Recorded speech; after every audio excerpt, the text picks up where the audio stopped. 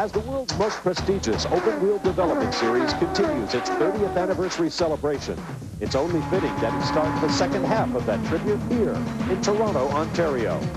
It was from this town that a man indelibly placed his mark upon the Atlantic tradition.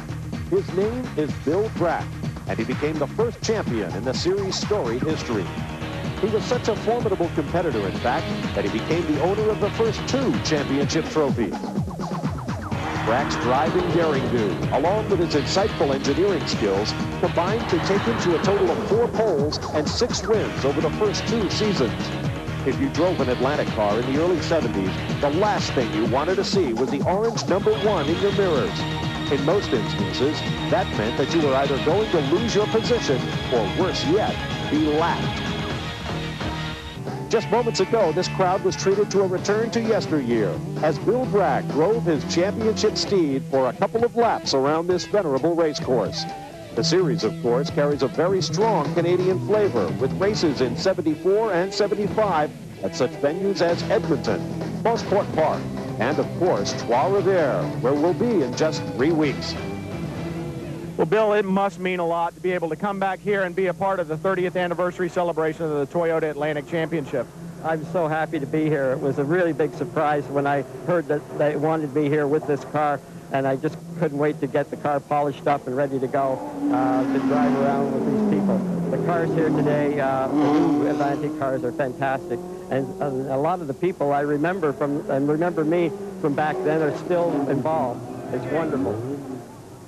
Great to see a great champion and a legendary race car back on track. A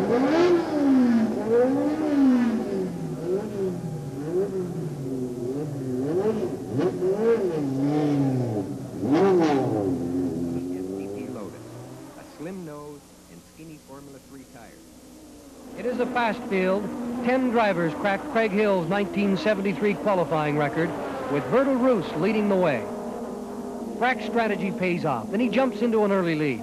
Roos, as always, charges, and the race becomes a test of courage and skill.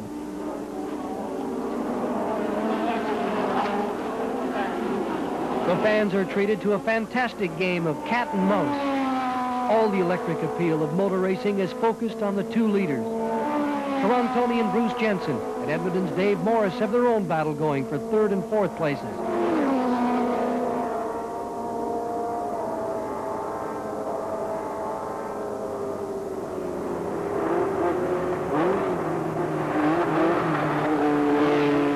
Controversy strikes the players' Alberta. Craig Hill explains. Wink Bancroft spun out on a curve leading to the front straight.